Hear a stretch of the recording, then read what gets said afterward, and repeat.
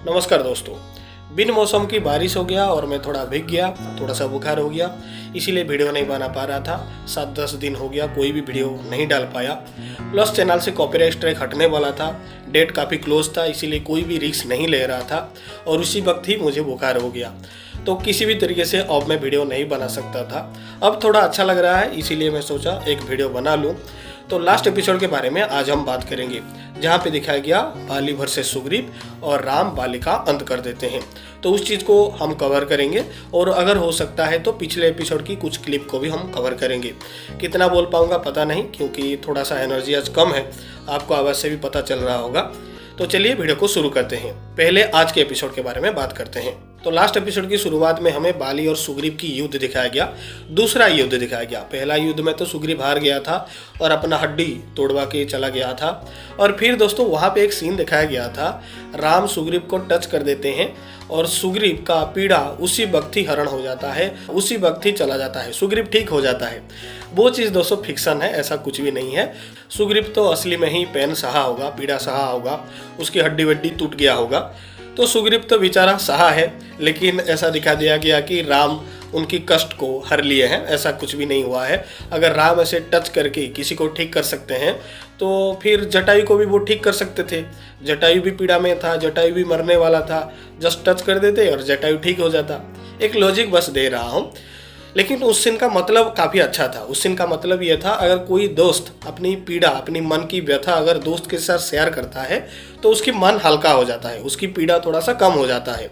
उसका मीनिंग वही था, लेकिन जो मैजिकल हीलिंग टच दिखाया गया है वो मेरे हिसाब से फिक्शन था। आशा करता हूँ मेरी बातों से आप कनेक्ट कर गए होंगे। अब दोस्तों एपिसोड में वापस आ जाते हैं। तो बाली और सुग्रीव की अब दूसरा फाइट हो रहा है और सुग्रीव के गले में एक फूलों की माला है, जिसकी वजह से राम अब पहचान पाएंगे कौन बाली है और कौन सुग्रीव, और राम आसानी से बाली के ऊपर तीर चला पाएंगे।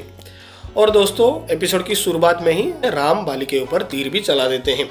यहाँ पे दोस्तों एक अच्छा सीन दिखाया गया है। बाली पहले सुग्रीव से 50% पावर खींच लेता है, उसके बाद राम बाली के ऊपर तीर चलाते हैं।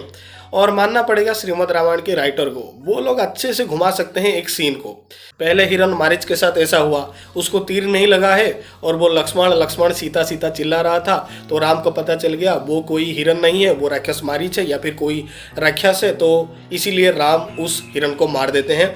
ऐसा दिखा दिया गया। अब यहाँ पे ऐसा दिखाया गया है, बाली सुग्रीव से 50% पावर खींच लिया, यानी कि चीटिंग किया, इसीलिए राम बाली के ऊपर तीर चला देते हैं। तो अच्छा खासा एक्सप्लेनेशन श्रीमद् रामायण के राइटर लोग दे देते हैं, मतलब सीन को बढ़िया तरीके से घुमा सकते हैं ये लोग। तो बाली के ऊपर तीर लग जाता है। फिर बाली सबसे जरूरी सवाल पूछता है, आपने मुझे छल से क्यों मारा, आपने ये अधर्म क्यों किया? तो राम उसे फिर समझा देते हैं। और बुक में भी इसका एक अच्छा खासा एक्सप्लेनेशन है। अगर आप जानना चाहते हैं बुक में इसका एक्सप्लेनेशन क्या था, तो रामानंद सागर की ये वाला सीन देख लेना। रामानंद सागर की रामायण में ये सीन को अच्छी तरीके से एक्सप्लेन किया गया है। राम वहाँ पे बाली को अच्छी तरीके से समझाए हैं। लेकिन मानना पड़ेगा श्रीमद् रामायण की राइटर को भी, यहाँ पे श्रीमद् रामायण की राइटर और अच्छी तरीके से बाली को समझा देते हैं और यहाँ पे उतना गड़बड़ भी फील नहीं होता है। क्योंकि मैं पर्सनली जब बुक को पढ़ रहा था, जो भी आंसर दिया गया है, राम जो भी बोले हैं, उसको सुन के उसको पढ़ के उतना सेटिस्फेक्शन नहीं मिलता है। या फिर रामानंद सागर की रामायण में भी जो सीन था उसको देखकर भी उतना सेटिस्फेक्शन नहीं मिला था। लेकिन यहाँ पे बहुत ही बढ़िया तरीके से राइटर लोग घुमाए हैं।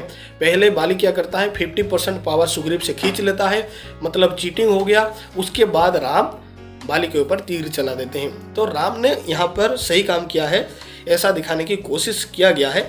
और मैं नहीं बोल रहा हूँ कि राम गलत किए थे, मैं ये बोल रहा हूँ कि जो रीजन बताया गया है उसको समझने के लिए हमें थोड़ा और रामायण को समझना होगा और थोड़ा डीप में जाना होगा। क्योंकि रामायण में ये एक ऐसा लौता सीन है जहाँ पे राम छुप कर बाली के ऊपर तीर चलाते हैं।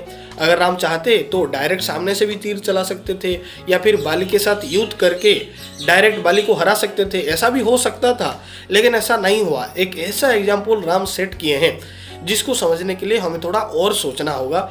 तो खैर जो भी है, राम बाली को समझा देते हैं कि बाली अधर्म कर रहा था, बाली सुग्रीव की पत्नी के साथ विवाह करके अधर्म किया है, उसकी पत्नी को रख के अधर्म किया है, तो बाली को उसकी सजा मिलना था।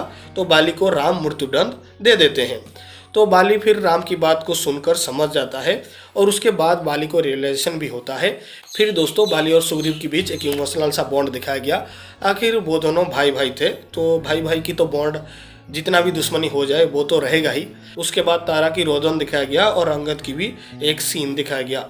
वो सारे सीन अच्छा है। और अगर आप बुक में तारा की रोदन वाली चैप्टर को पढ़ेंगे, यानी कि बाली के ऊपर तीर जब लग जाता है उसके बाद जो भी सीन अगर आप पढ़ेंगे तो आप रो देंगे, क्योंकि काफ़ी अच्छी तरीके से, काफ़ी खूबसूरत तरीके से वो सारी चीज़ को बुक में लिखा गया है।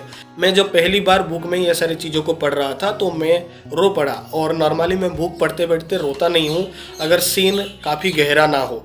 तो ये सीन काफ़ी गहरा था। बाली अंगद को समझा रहे थे कि सुग्रीव के प्रति कोई भी हिंसा भाव मत रखना, कोई भी जलसी मत रखना, सुग्रीव को अपना पापा की तरह देखना।